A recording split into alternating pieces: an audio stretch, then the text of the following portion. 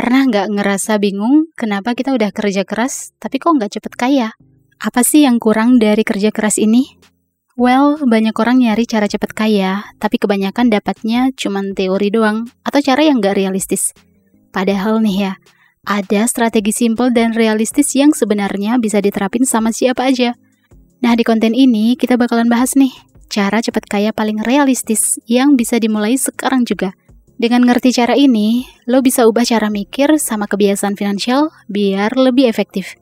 Dan, nggak banyak orang tahu rahasia ini, karena jarang diajarin di sekolah atau di lingkungan sekitar. Jadi, kalau pengen tahu cara nyata buat mulai mengubah nasib hidup yang gitu-gitu aja, simak konten ini sampai habis ya. Sebelum lanjut nonton, pastikan lo udah subscribe channel Uang Ngalir Terus, karena siapa tahu tips-tips di sini bisa jadi inspirasi dan solusi buat masalah finansial yang dihadapi saat ini. Let's get started. 5 cara cepat kaya yang paling realistis. Yang pertama, kaya itu skill, bukan keberuntungan. Poin yang pertama ini, kaya itu skill, bukan keberuntungan, sebenarnya bikin kita sadar kalau jadi kaya itu nggak cuma soal hoki atau dapat warisan, tapi lebih ke kemampuan dan keahlian yang kita punya. Logikanya gini, kalau lo punya skill yang dicari orang atau bisa bermanfaat buat orang lain deh, otomatis lo bisa dapet duit lebih gampang. Misalnya jago coding atau marketing, skill itu bisa lo jual ke perusahaan atau bikin bisnis sendiri yang hasilnya lumayan. Orang yang cuma ngandelin keberuntungan biasanya cuma nunggu, sedangkan orang yang fokus ke skill selalu bikin peluang sendiri. Nah, dari sini kita bisa belajar kalau investasi terbaik itu bukan saham atau emas doang, tapi skill yang bikin kita bisa terus berkembang. Jadi makin banyak skill yang kita punya, makin besar chance atau peluang buat cepat kaya dengan cara realistis. Contoh gampangnya gini, bayangin ada 2 orang nih, si Tono pinter jualan online, dan si Budi pinter juga, tapi selalu nunggu waktu yang tepat untuk bergerak. Si Tono yang punya skill jualan itu bikin toko online, belajar marketing, terus tiap bulan dapat untung yang stabil. Sedangkan si Budi nggak pernah mulai karena merasa belum ada momen yang pas dan nunggu keberuntungan tiba. Dan ia nggak dapat apa-apa selama bertahun-tahun. Jadi, skill plus bergerak itu penting banget buat berkembang. Skill juga bisa ditingkatin, dikembangin, dan dipakai buat bikin passive income. Sedangkan keberuntungan nggak bisa dikontrol. Intinya, cara cepat kaya paling realistis adalah fokus belajar skill yang bisa hasilkan uang, bukan hanya berharap hoki atau keberuntungan doang. Yang kedua, belajar literasi finansial sejak awal. Well, kita bahas soal literasi finansial ya. Oke, jadi literasi finansial itu pengetahuan dan kemampuan kita buat ngerti dan ngatur uang dengan cerdas. Bukan cuma soal nabung doang, tapi termasuk ngerti budgeting, cara investasi, hutang, cash flow, asuransi, sampai ngerti resiko dan peluang finansial. Misalnya nih, lo harus ngerti bedanya tabungan biasa sama deposito, atau bedanya investasi saham sama reksadana, supaya uang lo nggak cuma numpang lewat, tapi benar-benar berkembang. Dengan literasi keuangan ini, lo bisa bikin keputusan yang logis dan cerdas sejak awal, yaitu saat baru mulai kerja dan mendapatkan penghasilan atau gaji pertama. Banyak orang nih susah jadi kaya karena nggak ngerti dasar-dasar keuangan ini. Jadi meskipun penghasilan meningkat, uangnya nggak pernah berkembang. Nah, dari sini kita bisa belajar kalau skill finansial itu sama pentingnya kayak skill kerja atau bisnis. Bahkan lebih berpengaruh sebagai cara cepat kaya yang paling realistis. Contohnya gini, bayangin si Tono dan si Budi ya. 2 orang yang baru mulai kerja. Si Tono ngerti soal budgeting dan investasi, sedangkan si Budi nggak ngerti sama sekali. Saat gajian, si Tono langsung bikin budgeting. Ia menyisihkan sebagian gajinya buat investasi dan ngerti cara ngatur utang biar nggak memberatkan. Sedangkan si Budi nih, yang nggak punya pengetahuan finansial, saat gaji masuk rekening, langsung habis tuh buat kebutuhan dan gaya hidup atau cicilan yang nggak produktif. Setelah kerja puluhan tahun, si Tono punya aset yang tumbuh, portofolio investasi, dan bebas finansial lebih cepat. Sementara si Budi, walaupun jumlah penghasilannya sama kayak si Tono, tetap stuck di level keuangan gitu-gitu aja, dan nggak ada tabungan yang signifikan. Dari sini kita bisa belajar, kalau ngerti literasi finansial sejak awal itu, bikin jalan buat bebas finansial lebih cepat dan lebih realistis. Yang ketiga, arus kas lebih penting dari tabungan. Pernah dengar istilah arus kas nggak? Apa itu arus kas?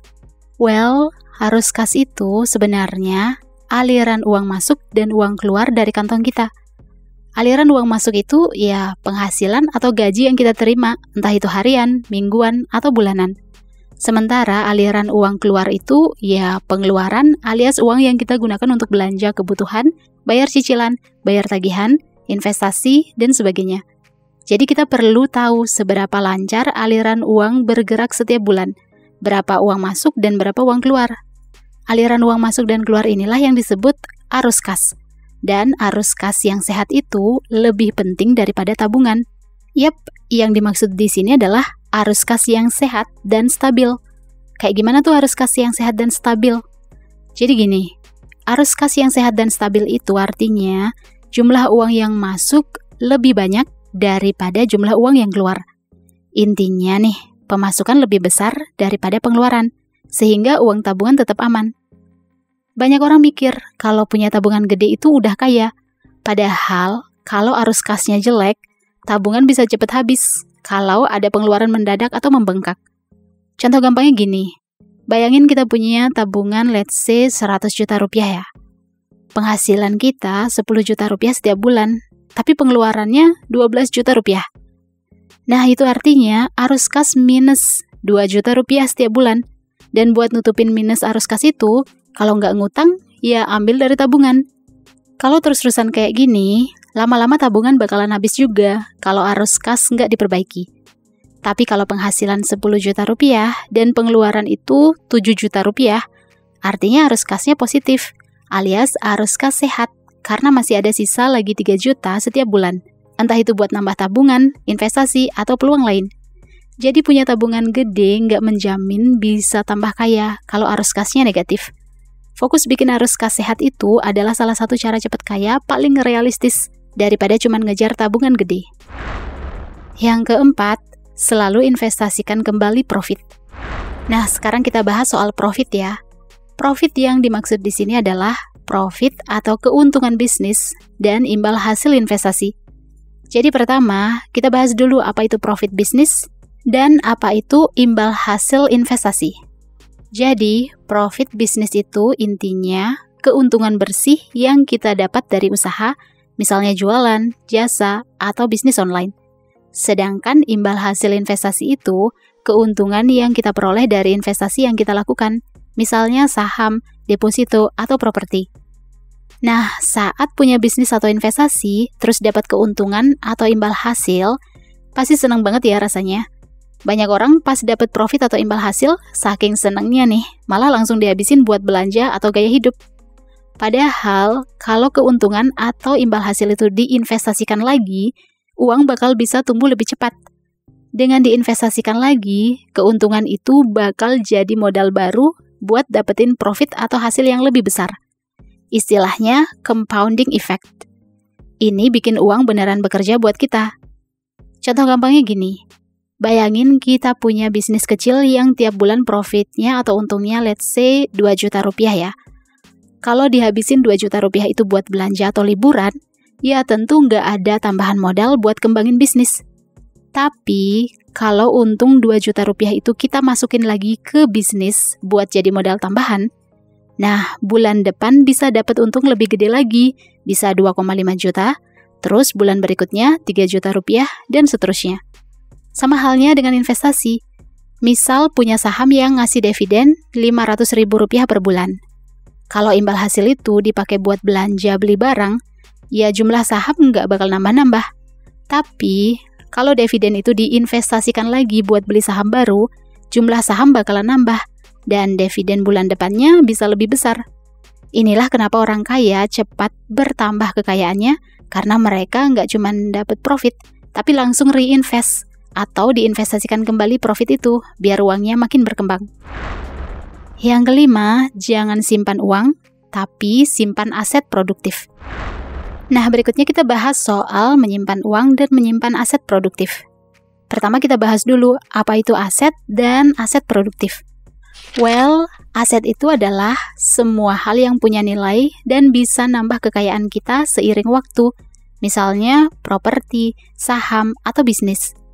Nah, aset produktif itu aset yang nggak cuma nambah nilai, tapi juga bisa ngasih uang masuk secara rutin. Contohnya, rumah kontrakan yang kasih kita uang sewa setiap bulan, saham yang bagiin dividen, atau bisnis online yang jalan sendiri dan kasih kita keuntungan. Nah, dari sini tentu kita bisa lihat perbedaan antara uang di tabungan dan aset produktif.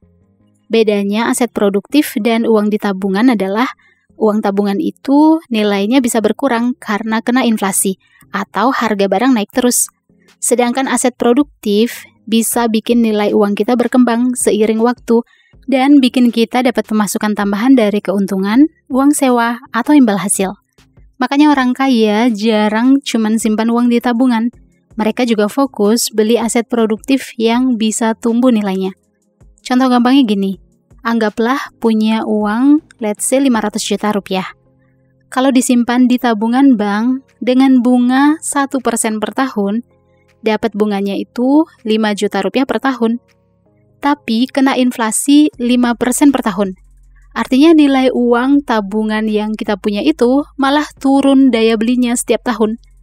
Tapi kalau uang 500 juta rupiah itu dipakai buat beli rumah kontrakan, terus disewakan, bisa berpotensi dapat penghasilan tambahan setiap bulan dari uang sewa rumah kontrakan tersebut. Belum lagi kalau harga rumah naik, nilai aset kita jadi makin bertambah.